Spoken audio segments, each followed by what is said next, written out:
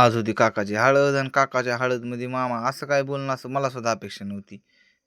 त्यासाठी ब्लॉग शेवटपर्यंत नक्की बघा.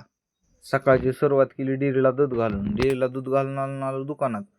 दुकानात आलो मामाला घेऊन जायचं होतं ट्रायपॉड. मग दोघं पण दुकानात आलो हा ट्रायपॉड पसंत केला. 2 ट्रायपॉड बघितलं पण मला हे जरा प्रीमियम क्वालिटीचा वाटला त्यामुळे हे डन करून टाकला.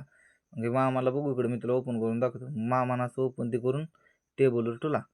मग हे डन केला आणि ह्याचं पेमेंट ती केलं आणि तिथनं आला घरी. घरी आलो ट्रायपॉडची ती टेस्टिंग ती केली. एकदम भारी होता. ह्याला बटन दिलं तर ब्लूटूथ कनेक्शन होतं. 10 फूट जरी लांब असलं तरी कनेक्ट होत होता. मग ते टेस्टिंग ती केली आणि ती ठेवून दिला. तेवढ्यात पाऊस चालू झाला. पाऊस बघता बघता इतका झाला की सगळ्या दारात पाणीच झालं.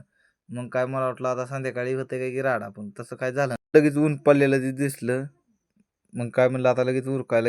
मामाचा फोन आला, म्हणला शेतात तू जा, मला इथं गावात थांबावं लागतं मंगल कार्यालयात. मग ते गेला तिकडे काकाच्या हातीकडे. मला लावलं शेतात. मी आलो शेतात, दूध ती घेतलं आणि मी पण पटकन लगेच न टाइमपास करता लगेच मंगल कार्यालयात येऊन बघितलं तर मामा सगळी फॅमिली, मम्मी पप्पा काका मावशी सगळी बसून एका ठिकाणी जमला होता. मला वाटलं हे काहीतरी विशेष आहे. मी पण त्या पुढे जाऊन बसलो. मामा काय बोलत होता ते मी काय मी असलं मी पण असलं करणार नाही. आलोय म्हटलं दाजी एक तोळा मागते